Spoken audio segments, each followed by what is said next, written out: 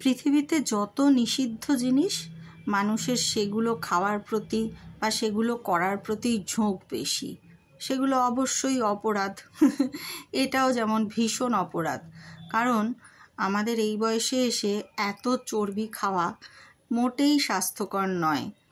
কিন্তু আমরা যেখান থেকে মাংস নিই, মানে আমি থাকি ডানলপে, কিন্তু আমার মাংস আসে পানিহাটি থেকে। ওখানকার বাসস্ট্যান্ডের মাংসের দোকানের ভীষণ ভালো মাংস।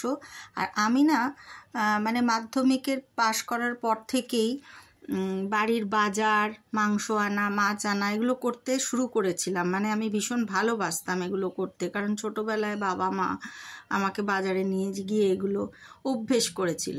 তো ওই মাংসের দোকানের মাংসটা আমিই আনতাম।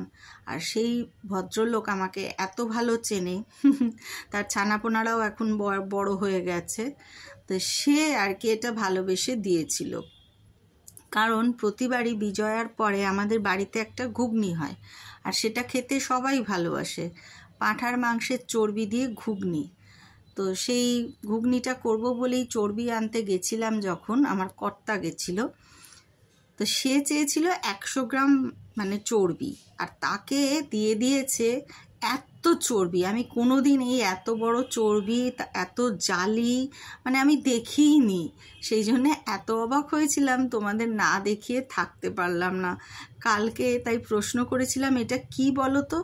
আমি যখন চর্বিটা নামিয়ে প্লেটটার ওপর ঢাকা দিলাম, হাঁড়ির ঢাকাটার ওপর রাখলাম, ঠিক মনে হচ্ছে যেন একটা কুরুশ দিয়ে চাদর বোনা হয়েছে।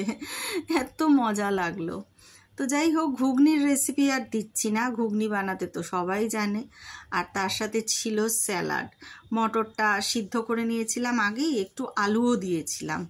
তারপরে ঘুগনিটা তৈরি করে তার ওপর বেশ স্যালাড ছড়িয়ে, লেবুর রস ছড়িয়ে, একটু সস আর একটু ঝুরি ভাজা, তার সাথে কাঁচা লঙ্কা কুচিয়ে, যে যেরকম ঝাল খায় আর কি, সেই দিয়ে একটা অসাধারণ ডিশ রেডি হয়েছিল আমাদের। আর এটা খেতে আমাদের বাড়ির ছোট থেকে বড় সবাই ভীষণ ভীষণ ভালোবাসে। বিজয়ার পরে ঘুগনি খাওয়া কিন্তু একটা আমাদের বাঙালিদের রীতি। আগে তো প্রত্যেক বাড়িতে গিয়ে প্রণাম করলেই হাতে এক বাটি ঘুগনি, খুরমা, নিমকি, কত কি যে থাকতো, জিভে গজা, যেগুলো এখন একদম মিসিং, পাওয়াই যায় না। প্লেট ভরা থাকে নানান দামি মিষ্টিতে, হয়তো ফিশ ফ্রাই, তার সাথে চিকেন কাটলেট, কিন্তু সেই ছোটোবেলার ঘুগনি খাওয়া বিজয়ার কেউ ভুলতে পারে না, তাই না বলো? আমিও তাই।